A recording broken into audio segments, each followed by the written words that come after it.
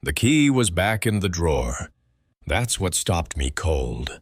I'd left it on the nightstand, same as always. I'm obsessive like that. But when I came back from my shift, it wasn't where I'd left it. It was tucked neatly into the lodge's front desk drawer, exactly where the spares were kept. Only 2 people had access to that drawer, me and Len Turner. And Len was out that night clearing snow off the emergency exit steps until nearly 3 a.m. There were no new check-ins, no room swaps, no logged entry into room 205. But somehow the guest was gone. No luggage, no coat, no sign of anyone having stayed there at all. Just a faint smell of old wood and something else, something like damp flannel stale breath, or maybe nothing at all. Let me know where you're listening from tonight and if you've ever had a moment when something just wasn't where you left it. And if these stories keep you company, you're welcome to follow the channel so you don't miss what's next. My name's Dana Ellis. I was 37 when this happened back in the winter of 2006. I worked the front desk at Whispering Pines Lodge, a small family-run place tucked along a mountain pass near Georgetown, Colorado. We weren't fancy, but we were steady. 5 cabins and 12 rooms inside the main lodge. Wood-burning stoves, old-fashioned keys, and a maintenance guy named Len Turner who could fix a pipe with one hand and pour coffee with the other. The kind of place folks came to in the off-season to disappear for a while. That February had been especially brutal. The kind of snow that builds in layers, dry, powdery stuff first, then a glaze of ice, then the heavy slush that clogs your boots and cracks your back. The roads in and out were nearly impassable for a few days. We only had 2 guests that week, one couple from Boulder who left early, and the other, the one I still think about. He checked in late on a Thursday, drove up alone in a gray Toyota that looked like it hadn't seen a car wash since the 90s. No reservation, no small talk. Just a driver's license I didn't recognize out of state somewhere in the Midwest, and enough cash to cover 3 nights. He didn't ask for Wi-Fi or a wake-up call, didn't even ask about the fireplace. Just room 205, top of the stairs facing the woods. He took the key, nodded once, and walked off without another word. I remember writing "The Quiet Man" on the guest log. Not out of disrespect, it just fit. I couldn't recall if he'd even given me his first name. Something about him made your brain blur over the details. He was tall, but not unusually so, mid-40s maybe, dressed in layers flannel over thermal dark jeans boots that looked military. No hat, no gloves, and no luggage. That last part stuck with me the most. People always bring something, even just a duffel or a grocery bag. But he carried nothing, not even a phone. The first night passed quietly. We had a snow warning, so Len stayed late clearing the front walkway, then did rounds inside around midnight. I sat at the desk finishing the books, watching the wind lift powder off the eaves. The upstairs hallway creaked once or twice, but in a place like that, everything creaked. It was part of the charm. The next morning, I brewed the usual carafe of bitter lodge coffee and set out the plastic-wrapped muffins from the vending supplier. Room 205 didn't come down. By 10:30, I knocked gently on the door to offer coffee. No response, no sound. The "Do Not Disturb" sign was still on the knob, so I left it. That evening I saw him again, or at least I think I did. Around 7:15, just after dusk, I passed the top of the stairs to drop fresh towels in room 207. I heard movement behind me and turned, and there he was at the end of the hall, just standing outside his room, not facing me, just staring down the far end where the emergency exit was kept chained and bolted in winter. He didn't move. I didn't say anything. It was just for a second. But when I turned around again, the hallway was empty. I asked Len later if he'd seen the guy come down for anything. He just shook his head, said no one had passed him, and he'd been by the lobby since dinner. Figured the guest must have had food in the room. People sometimes wanted to be left alone, and that was fine, by us.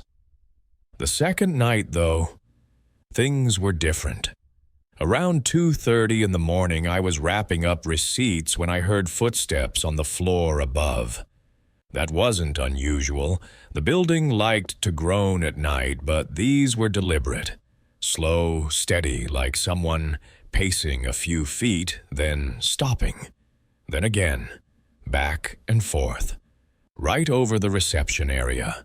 I almost called up to ask if everything was all right, but stopped myself. Maybe he was anxious, or maybe he couldn't sleep. We've all had nights like that. Still, something about the rhythm unsettled me.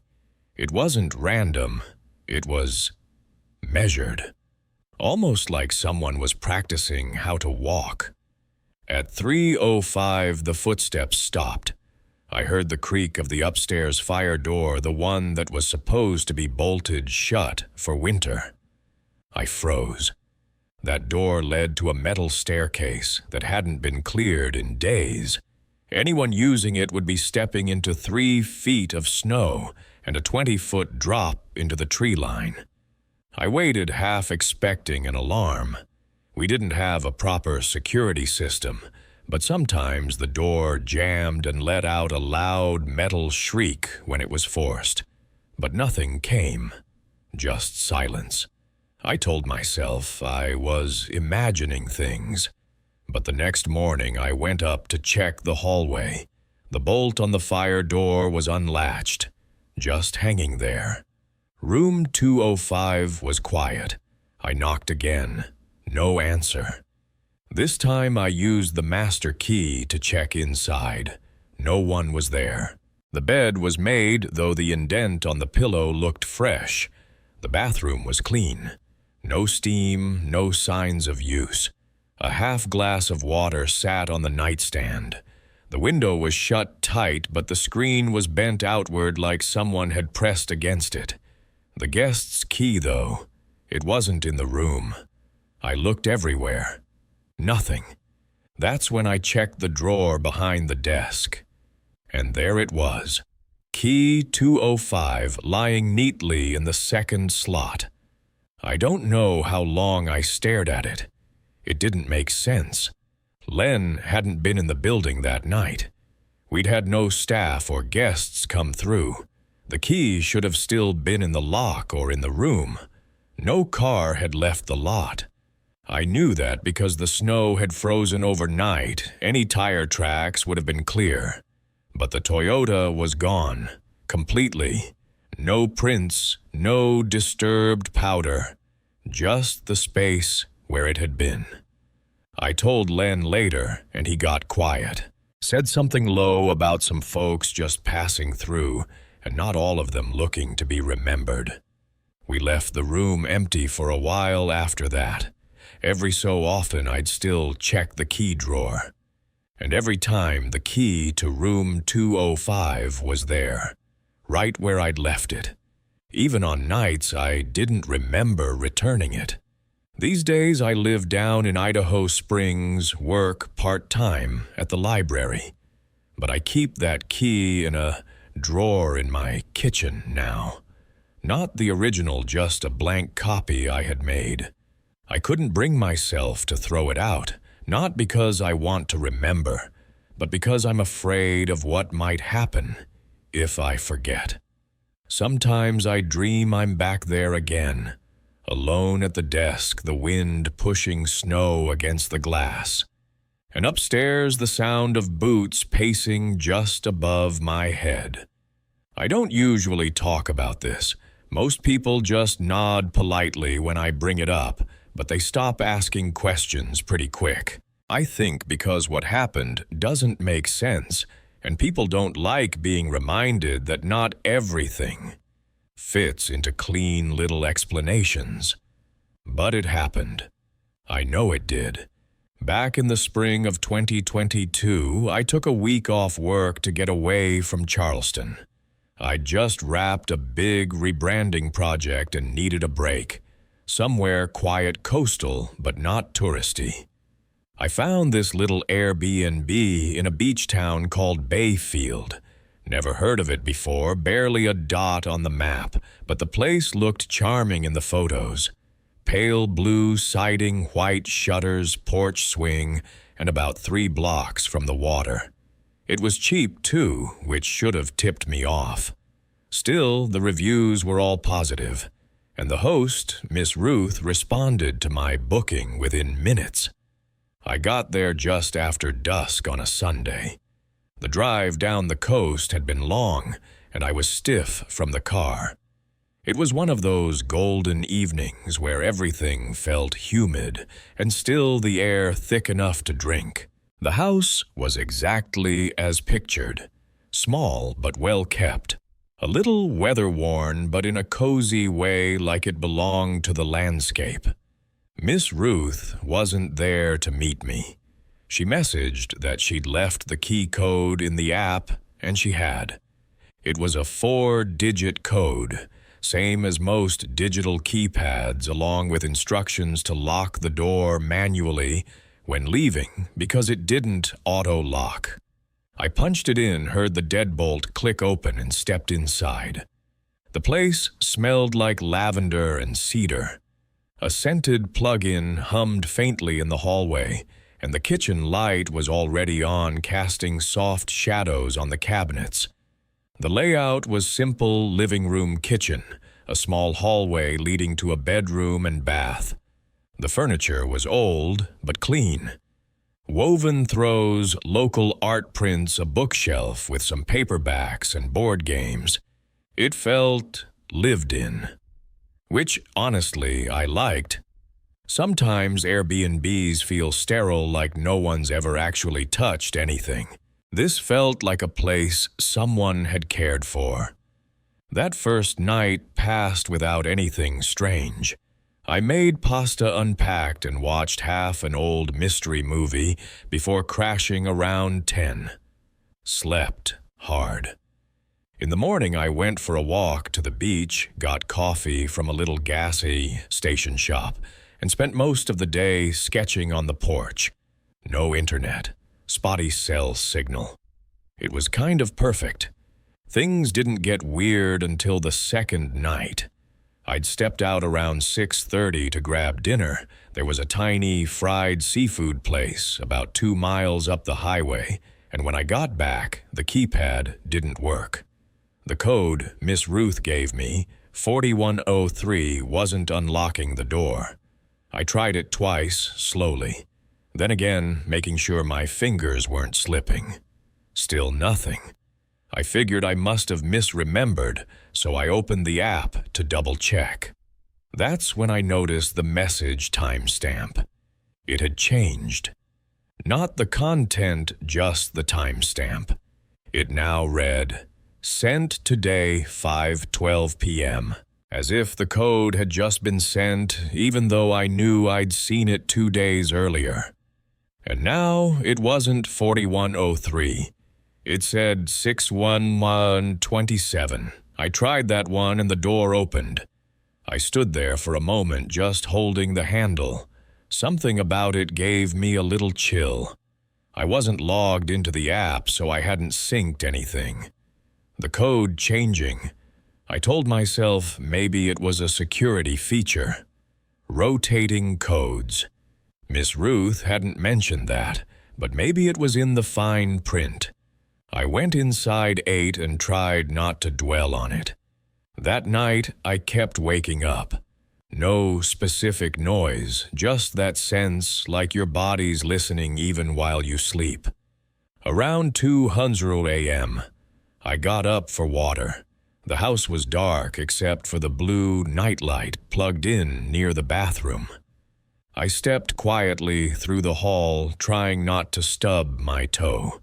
But when I passed the front door, I noticed the keypad was blinking faint red. It does that when someone enters the wrong code too many times. I knew that because I'd done it myself the first day when I hit 4 instead of 1. It blinked 3 times, then reset. I hadn't touched it. I hadn't even used it since re-entering with the new code. But now it was blinking as if someone had tried it from the outside. I stood there staring at it in the dark. Nothing moved. The porch outside was still. The swing sat crooked exactly where it had been when I left it. I flipped on the porch light and peeked through the curtain. No one there. The street was empty. I locked the deadbolt again just in case, then shoved the little entry table up against the door. Not because I thought it would stop someone, just because it made me feel better. The next morning I called Miss Ruth, told her I had a question about the lock. She sounded nice, warm, older, maybe mid-60s, said she'd never had an issue. But yes, sometimes the code updates if the system gets reset. Storms can mess with it. I asked if anyone else had access to the property. She said no. No cleaners while I was staying there. No neighbors with keys. "It's all yours this week, hon," she said cheerfully. I almost believed her. That night I went to bed early. Around 11 Haziras, I woke up to the unmistakable sound of a door closing. Not loud, not slammed, just a soft click like someone pulling it shut behind them. I froze. The house was quiet, too quiet. The usual hum of the fridge wasn't there. No creaks from the old siding, just silence. I slid out of bed and grabbed my phone, but it wouldn't connect. No bars. No Wi-Fi. I crept down the hall to the kitchen and stopped cold. One of the chairs at the small dining table had been pulled out, just slightly a few inches, no more. But I hadn't touched them since I arrived.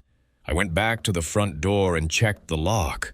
The deadbolt was still turned, but the keypad, it was blinking green, as if someone had just entered the code. I didn't sleep the rest of the night. I sat on the couch with the porch light on, clutching a kitchen knife I found in the drawer. I didn't hear anything else, didn't see anyone. But at 4:12 a.m., the keypad blinked red again. The next morning, I drove into town and asked the gas station clerk if they knew Miss Ruth. She looked surprised, said Miss Ruth had passed away almost 2 years ago. Her son managed the property, now rented it out through the app. Quiet guy, never came into town much. I messaged the account through the app, asked who I was actually speaking with. Got no reply. By noon, the message thread had disappeared from my inbox completely. I left that afternoon, packed everything in under 10 minutes, and didn't even bother locking the door behind me. That night, I checked my phone again, out of habit. The Airbnb app was still logged in. I went to the listing. It was gone. Not deactivated, just gone, as if it had never existed. I still have the notepad I brought with me that week.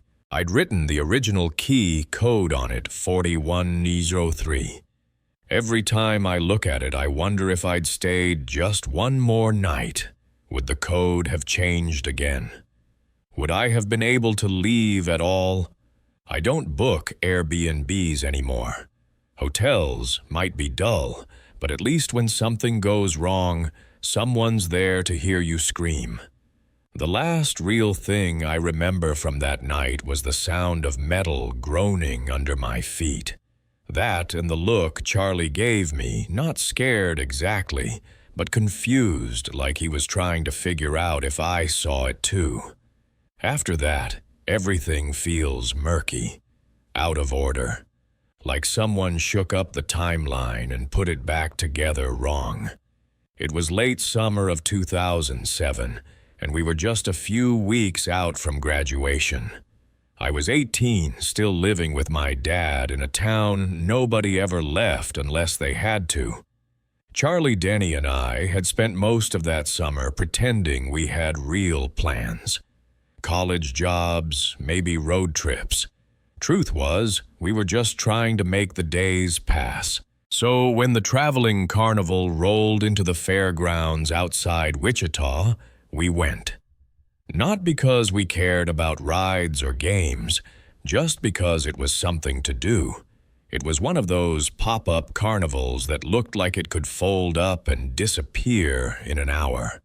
Faded canvas tents, whirring lights on old rides, and speakers playing music that sounded just a little warped, like it had been left in the sun too long. Everything smelled like fried dough and motor oil. The crowd was mostly families and bored teenagers like us, walking around trying not to look like we were looking for something. We spent the first hour goofing off, played one of those dart games that's rigged lost money on a claw machine that didn't grab anything, and rode the Ferris wheel, which made Denny panic halfway up when the whole thing shuddered in the wind.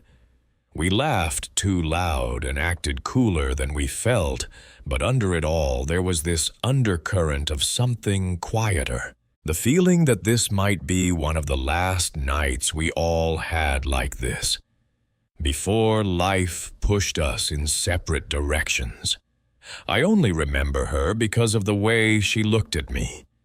We were cutting through the back row of booths, the cheaper ones, without the big prizes, when I noticed a small tent with a crooked sign, "Photo Keepsakes, $2.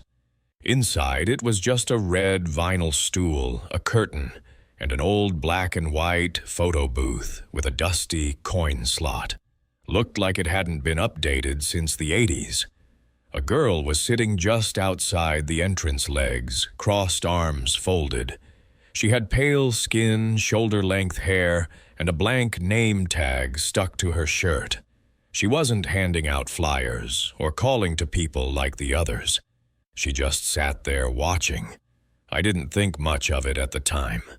But when we passed, she caught my eye and held it for just a second too long.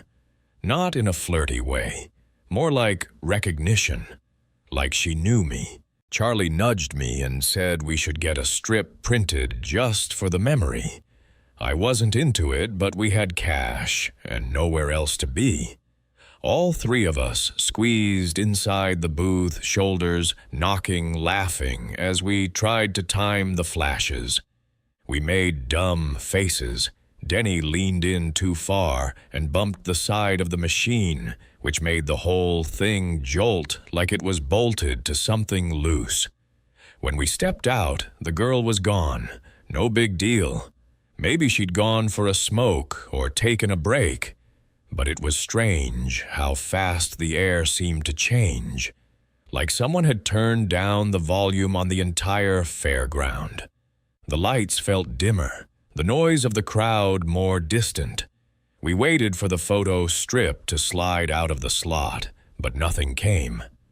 I tapped the machine, half joking that we'd just been scammed. Then, right as we were about to walk off, it made a grinding sound and spit out the strip warm and slightly damp, like it had come from something still breathing. That's when everything started to feel wrong. The strip had 4 frames. In the first 2, it was just me in the middle. Denny with his tongue out, Charlie giving bunny ears. But in the 3rd frame, there was someone else. A face pressed close behind mine, half in shadow. A girl. She wasn't smiling, just looking straight at the lens, eyes wide, mouth parted like she was about to say something. We didn't notice at first. Denny just laughed and said something about the photo being haunted. But when I looked closer, my stomach tightened. Because it was the girl from outside the booth, the one who hadn't said a word, the one who stared. Only there'd been no room for her to get in. We were crammed in shoulder to shoulder. I would have felt her. Someone would have. The fourth frame was worse. Her face was still there, closer now. Just her. All three of us were gone, like we'd stepped out early or been replaced. I can't explain it. It wasn't a glitch. It looked deliberate, like she was the only one who was supposed to be there. I tried to laugh it off, but I couldn't stop staring at her eyes. There was something in them, not fear, not sadness, but insistence, like she wanted us to see her, like we already had and had just forgotten. We left the booth and circled back twice, but the girl wasn't there. The tent was closed up, zipper drawn tight, no sign of the stool or the name tag. We flagged a worker and asked about it, but he just shrugged and said there'd never been a photo booth on that side of the grounds. Charlie held onto the strip, said he wanted to show his older brother who used to mess with darkroom stuff. That night we drove back in silence. Dropped Denny off, then me and Charlie went home with the photo still folded in his glove box. The next day I got a text from Charlie. Just one word, dude. I called him, but he didn't answer. I figured it was a joke. But later that evening, his mom called my dad asking if I'd seen him. He hadn't come home from his job that afternoon. His car was found parked in the gravel lot behind the high school. Keys still in the ignition. Driver's side door cracked open. No sign of struggle. Just gone. The sheriff's office opened a case. I gave a statement. So did Denny. We told them about the fair, the booth, the photo, the girl. Officer Delgado didn't say much, just nodded and took notes. I remember asking him if he believed us. He didn't answer, but a few weeks later he stopped by my house on his own time. Said he just had a quick follow-up. He asked if I still had the photo. I told him Charlie had it. He was quiet for a moment, then said something I'll never forget. We checked Charlie's car. There wasn't anything in the glove box, but we did find something in the back seat. Looked like it came from one of those old photo booths. He handed me a sealed plastic bag. Inside was a single strip, damp, slightly curled. Only one frame visible through the plastic. It was the girl. Closer this time. Her face pressed nearly to the lens. Hair wet. Mouth open just a little wider than before. No background. Just blackness behind her. When I looked up, Delgado was already walking back to his cruiser. I don't know what happened to Charlie. His case is still technically open. But part of me thinks he's somewhere in whatever place that photo was taken. Maybe he saw something in her face that I didn't. Maybe that booth wasn't built to capture memories, but to collect something else entirely. Every now and then, I'll see a photo booth in a mall, an arcade, wherever, and I feel that same tightness in my chest. Like if I look too closely, I'll see her again. Not in the picture, but just behind the curtain, waiting for the next person who won't ask enough questions. Back in 2015, I spent most of my time on the road, flying when I had to, but mostly driving up and down the West Coast, checking on warehouse builds, client sites, and vendor yards. I'd hit a new town every 2 or 3 days, never stayed long enough to unpack properly. After a while, the motels all blurred together. Floral bedspreads, plastic key cards, loud mini-fridges. But I still remember that stretch of 108 near Sonora and the woman who stayed in room 209. It was early April, cold enough at night that you kept the heat on low. I'd been driving since Bakersfield and didn't feel like making it all the way to Modesto, so I pulled off at one of those mid-century motor inns that sit just outside town. It had one of those slanted roofs, yellowed siding, and a cracked neon sign that just said, Lodge in blue script. The kind of place with only 8 rooms and a single clerk who handled everything. His name was Tony. Mid-50s maybe, with a mustache that looked carefully trimmed but too dark to be real. He slid the key across the counter without much talking. Room 208. Best one we got, he said, though he didn't sound proud of it. I asked if there was anywhere nearby to grab food. He said the diner 2 exits up closed at 9, but there was a vending machine by the ice. I got a lukewarm root beer and a sleeve of crackers and called it dinner. The room was clean enough.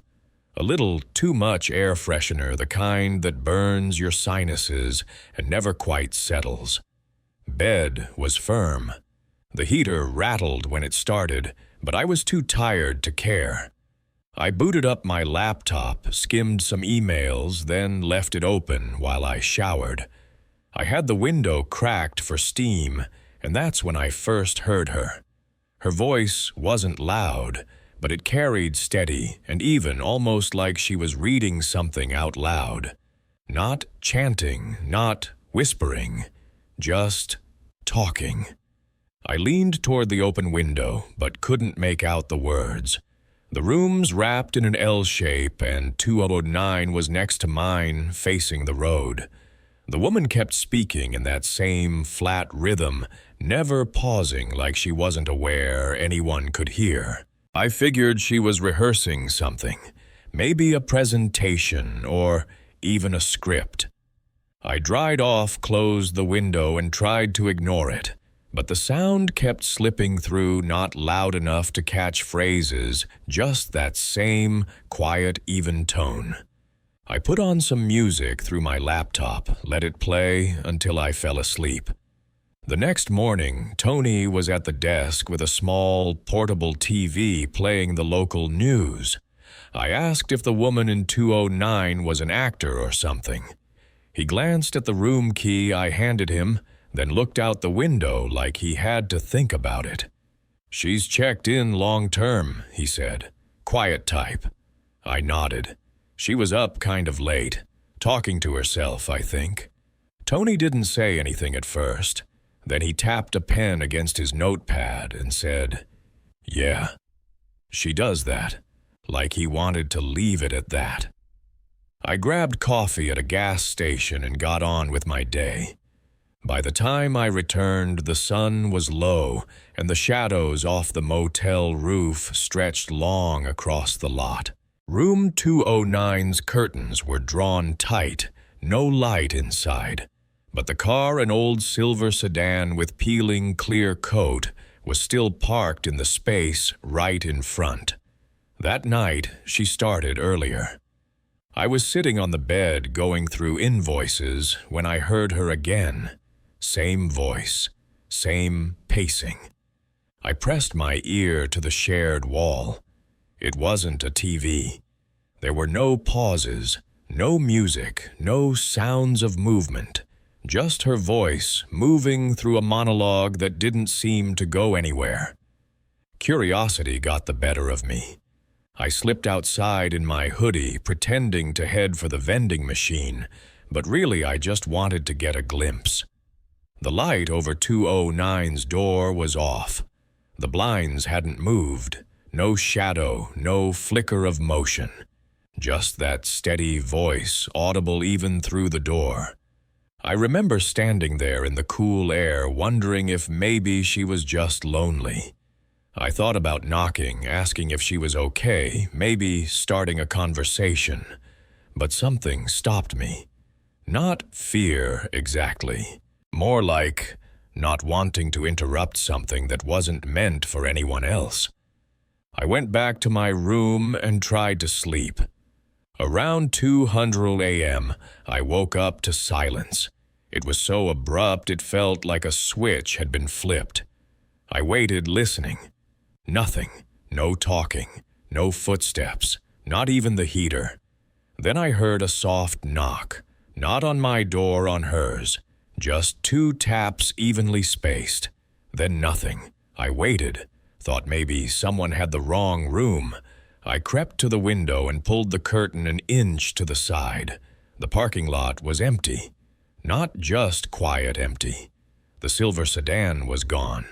But she hadn't checked out. I know because the next morning her door was still shut, her curtains still drawn, and when I asked Tony if she'd left, he looked up from his crossword and said, "Nope, still in there." I told him I'd seen the car gone. He frowned like I'd caught something I wasn't supposed to. "She comes and goes," he said, "pays on time." That afternoon I drove out to the client site, but couldn't focus. I kept thinking about the sound of that voice and how it had gone completely silent, like she'd just stopped mid-sentence. When I got back, the car was parked again, same spot, same angle, but the windows were fogged on the inside, like it had been sealed up tight for hours. I walked past it slowly just to confirm. No movement inside. That night, she didn't speak. I sat on the bed, waiting for it. At midnight, I turned off the lights and listened. Nothing. The silence started to feel unnatural, like a vacuum pressing against the walls. Around 1:15, I heard the shower turn on in her room. Not loud, just a low hiss through the pipes. It ran for nearly 40 minutes, then stopped. No footsteps, no doors. Just the hum of my heater trying to mask whatever else was happening. The last night I stayed, I finally asked Tony directly. Told him the voice kept me up, and I just wanted to know what was going on. He didn't look surprised, just leaned back in his chair and said, "You're not the first to ask." He told me room 209 had been empty for over a year. Long-term tenant. Woman who'd lived alone, rarely spoke to anyone. Paid in cash.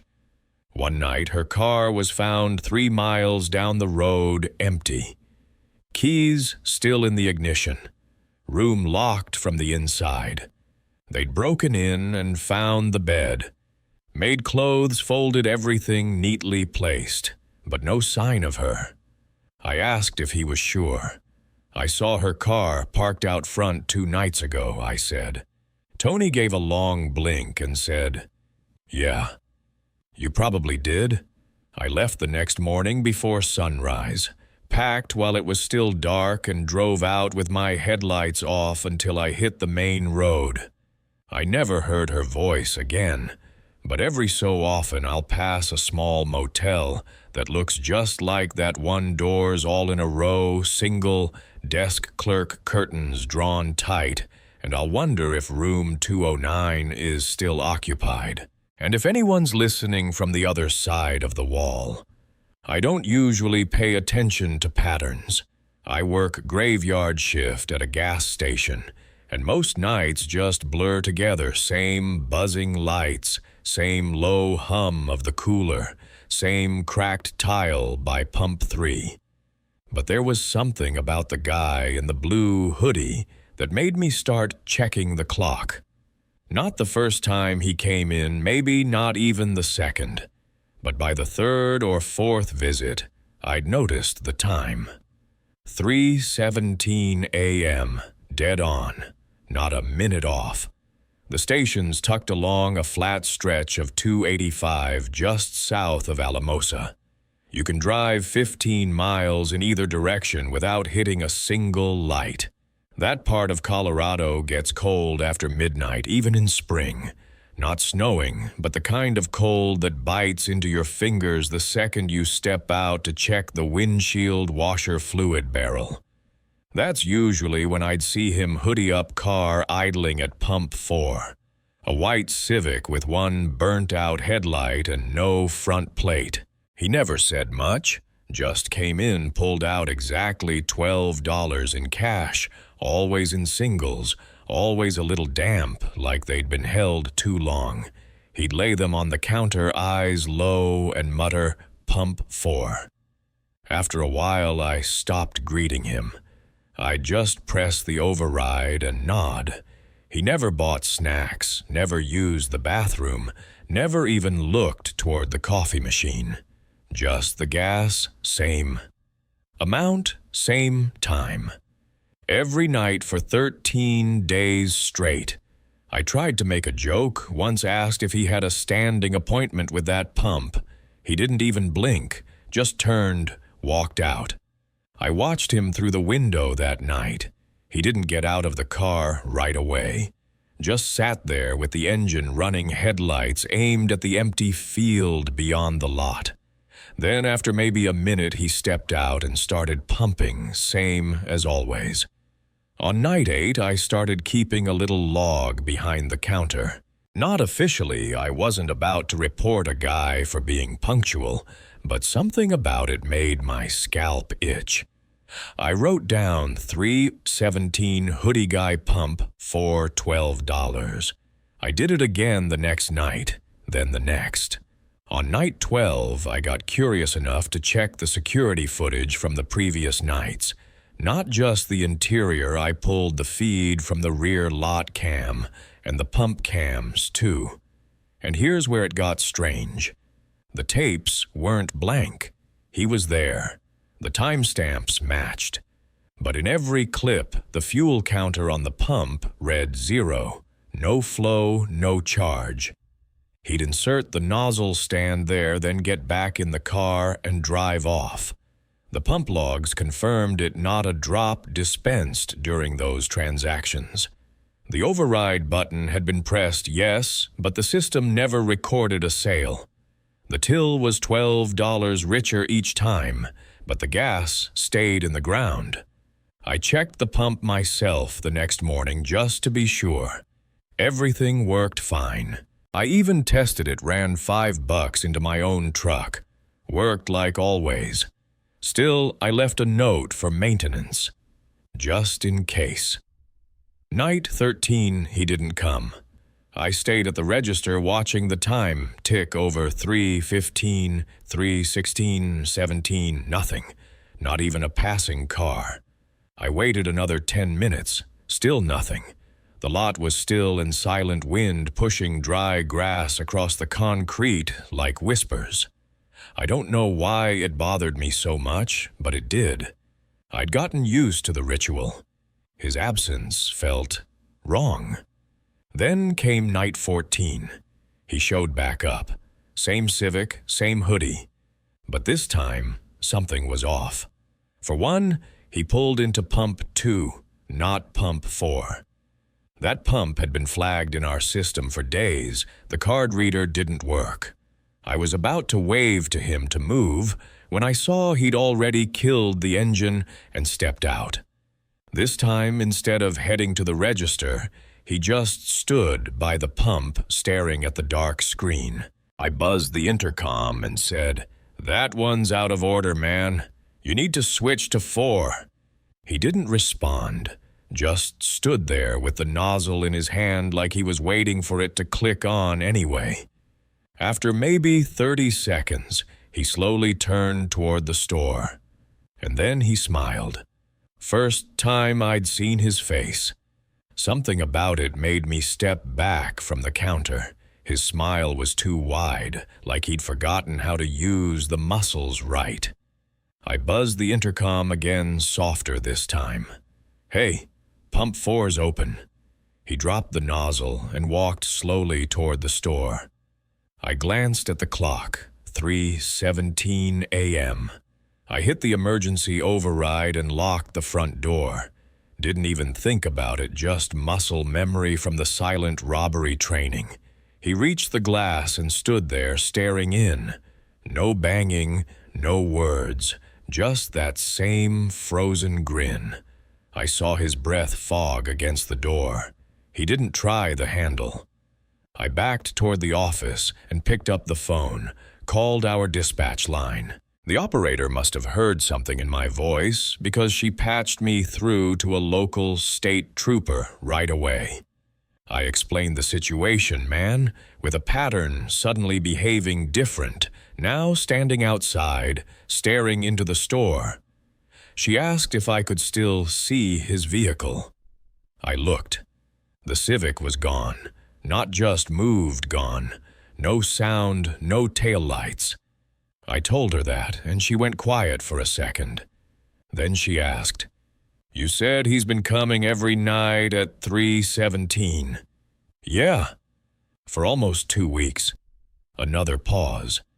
"I need you to stay inside and wait for a unit. Don't go near the door." "Why?" "Because we have a vehicle matching that description. White Civic driver in a blue hoodie, listed in connection with an abandoned vehicle report outside Monte Vista. That was 9 days ago. The car was found locked, keys inside tank empty. The registered owners missing. I didn't say anything, just stared at the man still standing at the door. "I'm looking at him," I whispered. "Right now." She told me to stay on the line. 2 minutes later, he walked away, just turned and vanished into the dark. No car, no footsteps, nothing. The trooper showed up maybe 10 minutes later. He checked the perimeter, walked the lot, even scanned the fields behind the station with a spotlight. No sign of him, no prints. I asked if they had a name on the missing guy. He said yes, but wouldn't share it. Just told me to write a report and take the rest of the night off if I needed to. I still work there, still cover nights. I've never seen him again. But I still glance at the clock every night around 3:17. I can't help it, not because I think he'll come back, but because I keep wondering which night he really left. I've never liked telling this story, mostly because I still don't understand it. Not really. And I've had over a decade to think about it. Every time I revisit it, even in my head, I start getting that strange sensation in the back of my neck, like I've forgotten something important, but also don't want to remember. In the summer of 2011, 3 friends and I took a road trip from Lincoln, Nebraska, out to the Pacific. We had no solid plan, just a rough route scratched into a notebook, and enough cash for gas, snacks, and motels. I'd just finished school and had a job lined up in the fall, so this was meant to be a last bit of freedom before the real world. There was Mike, who drove most of the time, and Danny, who brought the old camera we used for a handful of grainy pictures along the way. Trev mostly kept to himself in the back seat, headphones on, staring out at the passing fields and dust.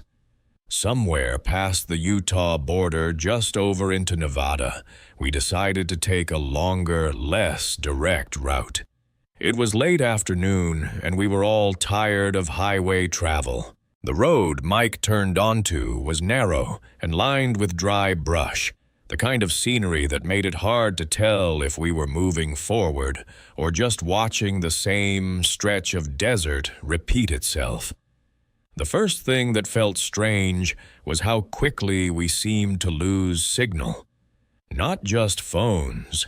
Even the radio started picking up nothing but faint bursts of static, followed by long stretches of silence.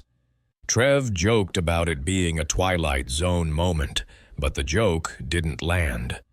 I remember how quiet the car got after that. We didn't see another vehicle for at least an hour, maybe more. No gas stations, no fences. Just low industrial structures way out in the distance, far off the road and half sunk in heat haze. Most of them looked abandoned. The only color in the landscape came from rusted shipping containers, stacked crookedly in fenced yards or in empty lots that didn't seem to belong to anything. Mike finally pulled over near one of those lots when we realized we'd missed a turn. He wanted to get his bearings. Danny and I stretched our legs while Trev stayed in the car. That's when I noticed the barbed wire fence to our left, not tall, maybe 5 feet, with a heavy metal gate that wasn't locked. On the other side was what looked like a prefab office trailer and a couple of fuel tanks, the old kind with faded, flammable symbols on the side. There wasn't anything remarkable about the place, but it gave me a feeling like we'd parked somewhere we weren't supposed to be. The kind of unease that builds in your stomach before you can name why. Danny stepped through the gate without saying anything. He didn't look back, just walked toward the trailer like he'd been there before. I called after him and he raised one hand lazily like he was brushing me off. We waited a minute, then 2. Mike finally muttered something and followed him, leaving me at the car with Trev, who still hadn't taken off his headphones. I asked if he saw where they went, but he just shook his head. When I turned back to the trailer, it looked different.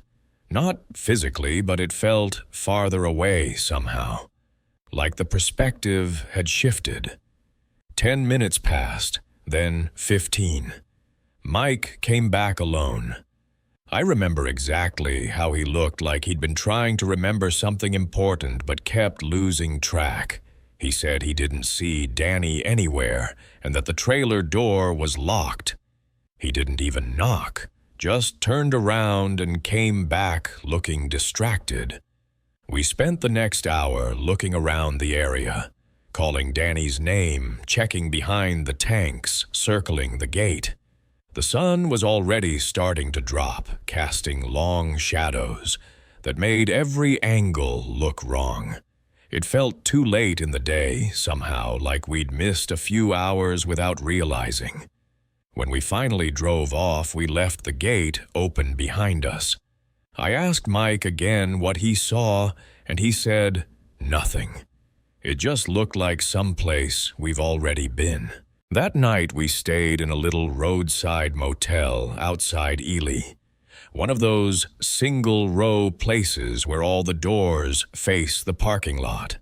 It was quiet, dead quiet, no TVs, no cars rolling by. Mike handed me a napkin he said he found tucked under the windshield wiper when we stopped for gas earlier. I hadn't seen him pick it up. It was folded twice, and inside, written in pencil like someone was trying not to press too hard, were the words, "You're almost out west. Keep going. Just don't go back." We didn't talk about it much. Trev didn't say a word the rest of the night. I remember looking at his reflection in the motel window and thinking it didn't quite line up with how he was sitting.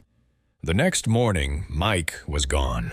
His wallet, shoes, even his phone all still in the room. But the car keys were missing, and so was the car. I ran out to the parking lot, but there weren't even fresh tire marks. Trev just sat on the edge of the bed, staring at the wall. He finally looked at me and said, "He was already gone when we stopped." "You just didn't see it yet." That was the last thing he said to me. I took a bus home a few days later after reporting Mike and Danny both missing.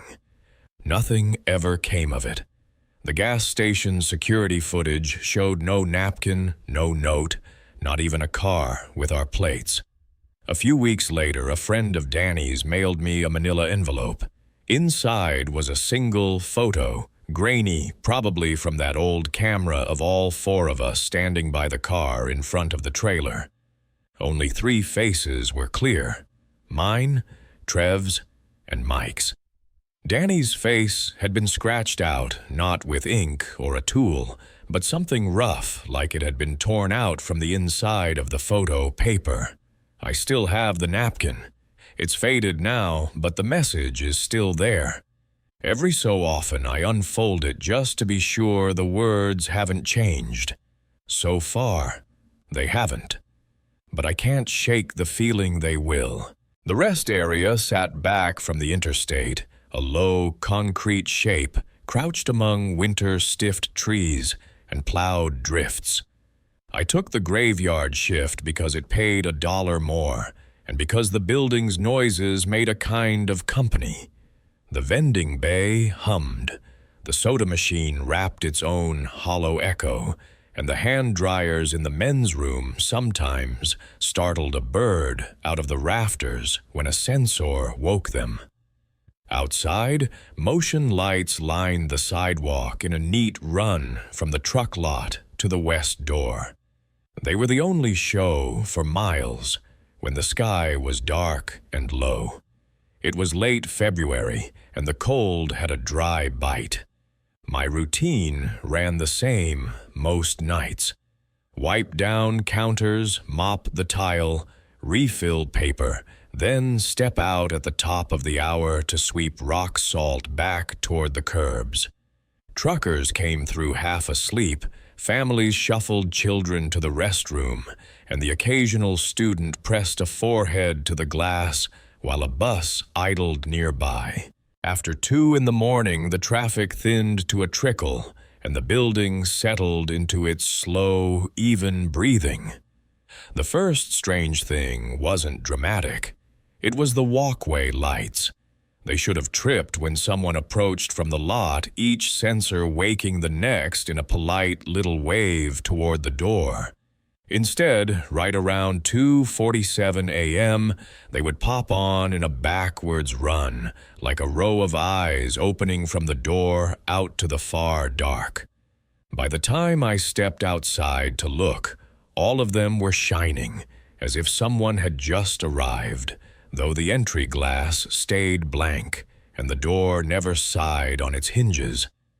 I told myself it was the wind or a coyote cutting across the grass. The sensors sat low, and animals set them off sometimes. Still, the pattern nagged at me because it kept its own time. I started jotting it in the maintenance log after I wiped the lobby windows. Walkway lights reversed. 2:47 I wrote, and then wrote it again the next night and again. I left the notes for Carla, my daytime supervisor. She circled one entry in red and wrote, "Replace sensors when budget approved," which told me she had no appetite for whatever I thought I was seeing. The second thing was the footprint. Not footprints exactly. It was one small print near the drain by stall 3 in the men's room. I saw it first as a faint, dark oval against fresh mop water, a shape the size of a child's heel. I figured I had made a swirl with the mop head and wiped it again. The shape returned while I was emptying the trash. I checked the ceiling for a leak and found nothing. I taped a wet floor sign by the door and told myself I was chasing shadows. Around that same week, a red travel mug kept appearing on the interior sill of the west door. Someone had looped a piece of green yarn around the handle. I dropped it in the lost and found bin behind the counter 3 nights running, and each night I found it back where it had been a faint ring drying beneath it. I stopped moving it after that. The ring stopped appearing. I don't know why that part stays with me, but it does. Trooper Donnelly rolled through on a Tuesday, heavy shoulders, shrugged up into his coat, a tired smudge under his right eye. He poured coffee into a paper cup and stood with me near the brochure rack while his radio hissed quietly. I mentioned the walkway lights and laughed to make it sound like nonsense. He gave me a sideways look and said that last winter a call had come in from west of here during a whiteout. A family pulled into a rest area when their heater failed, then tried to head back east. The call cut out, and they found the car later skewed onto the shoulder, doors shut, snow blown up into the wheel wells. He said the file was still open, and then he changed the subject to basketball. I didn't ask a single follow-up question because I didn't want a real answer. I tried to break the habit of checking the clock, but by then the hours had their own behavior. At 1:15 a.m., the automatic sink in the men's room would cough once. At 2:20, the soda machine would thunk as if someone had bumped it with a knee. Between 2:45 and 2:50, the walkway lights woke in that backward ripple. The west door soundlessly held its breath, and the lobby air felt not colder exactly, but more still. If someone had asked me to prove it, I couldn't have. That is the trouble with things that happen in places nobody believes are special. On a Wednesday with clear roads and a thin moon, I decided to stand outside at 2:45 to watch the sidewalk lights. I propped the west door with the wedge I used when we got delivery, and I leaned in the doorway with my gloves tucked into my belt. The lights blinked awake from the far end, just as they always did, winking toward the building like a single person walking without hurry. The air around me felt hollow, as if it were being pulled from the middle. When the last light came on, the hand dryer inside howled for 2 seconds and cut off mid-breath. I stepped back in without meaning to. Just a reflex I taught myself years ago in a different life. And the dryer stayed quiet. My chest hurt. I told myself I had run to fetch the noise and not away from it. The men's room was empty. The mirror above the sink wore a bright tear along the bottom edge where the anti-fog film had failed, and the tile near stall 3 gleamed from the mop.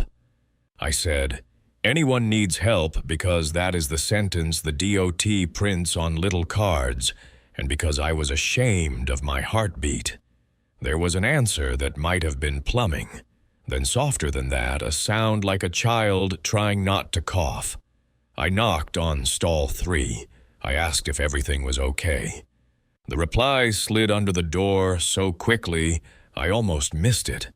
Paper thin as receipt roll with a pencil mark, so light I had to tilt it toward the light to read it. "Is West still that way?" I looked at the blank arrow in the floor. Mosaic that pointed toward the exit. It was part of the design, something decorative I had never once thought about. The little arrow faced toward the west door. I hesitated, and the paper moved under my fingers as if someone inside the stall were tugging it back. I said, "Yes," and my voice sounded like I had stepped into a church. The paper stilled. I listened for a latch to turn and heard nothing. When I finally nudged the door, the stall was empty, the seat dry, the toilet untouched. The chest pain settled into something quieter that stayed with me long after my shift ended. I could have ignored it after that, and maybe I would have if not for the man in the red parka. He came in at 3:17 on a night with snow forecast, but not yet falling. He did not look like a trucker or a college kid. He had the pale skin of someone who spends time under fluorescence and a calm that did not match the hour. He set a handful of coins on the counter and asked for change for the chocolate machine. I told him the machine was out of service. He nodded and walked to it anyway. The machine coughed, a paper cup dropped, and steam unfurled in a patient ribbon. He did not look back at me. He drank 2 sips, set the cup on the window ledge by the west door, and stepped outside. He did not leave wet footprints on the tile, even though his coat hem was wet enough to darken the fabric. I checked the exterior camera later because I wanted to catch myself in a mistake. The video showed the walkway lights dance their backward sequence. It showed the empty sidewalk.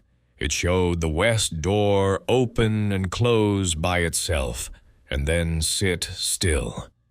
The chocolate machine footage showed nothing at all between 3:16 and 3:18, as if the feed had been excused for a break and returned to work without apology. I kept my mouth shut. I mopped the floor again, even though it didn't need it. The next night, I brought an old atlas from my car and stuck it on the bulletin board where we pin local maps and scenic routes.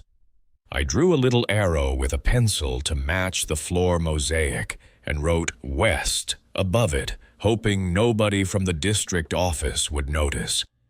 I told myself it was a joke only I would get.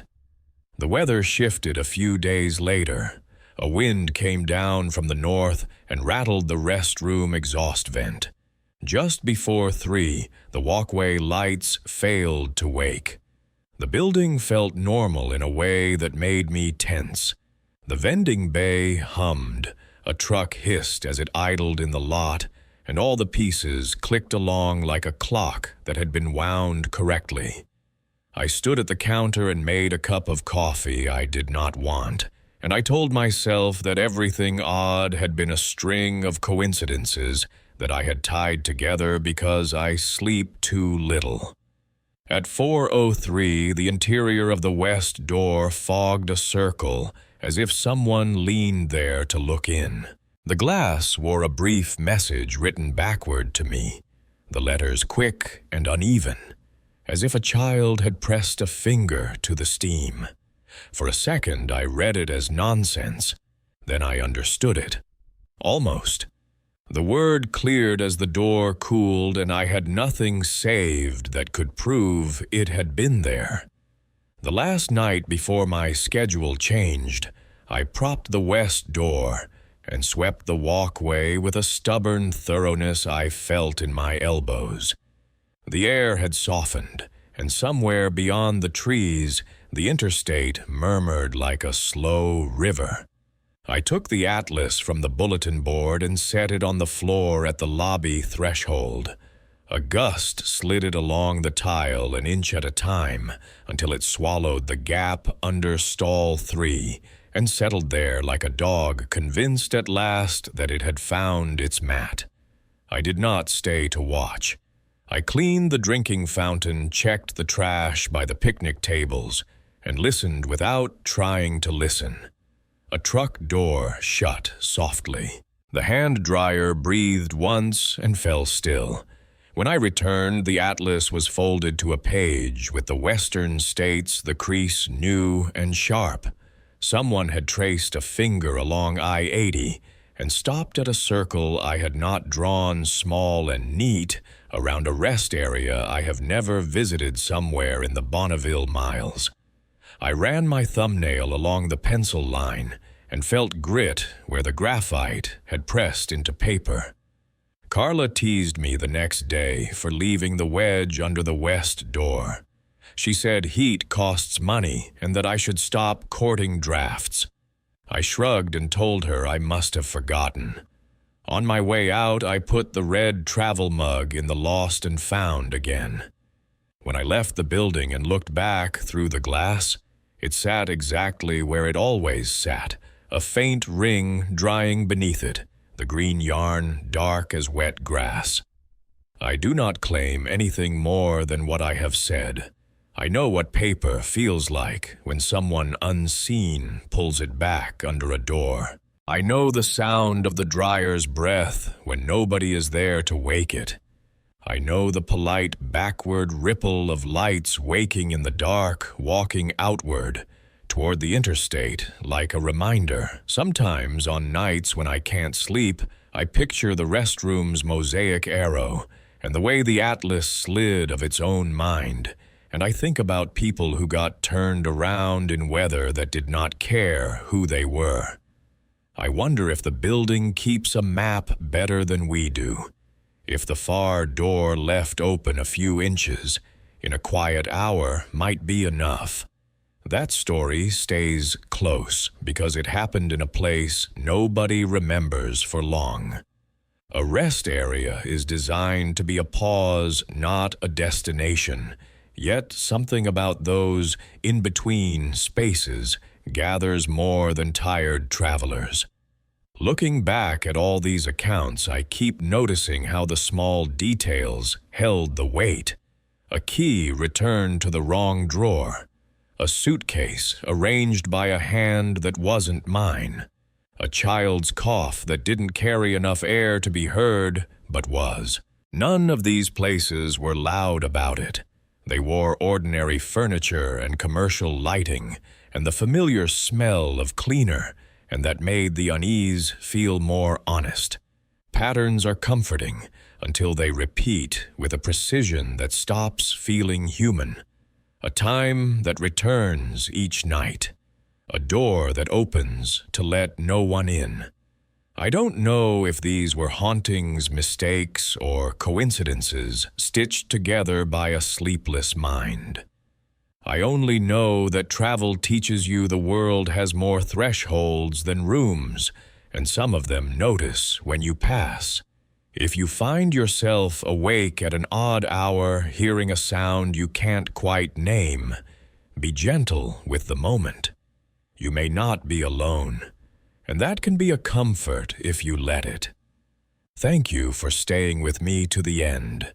If these quiet stories kept you company, you're welcome to follow the channel, subscribe for future nights, or share this with someone who listens in the dark. Before you drift off, tell me something simple in the comments. Where are you listening from, and have you ever felt a place pay attention to you? Sleep well.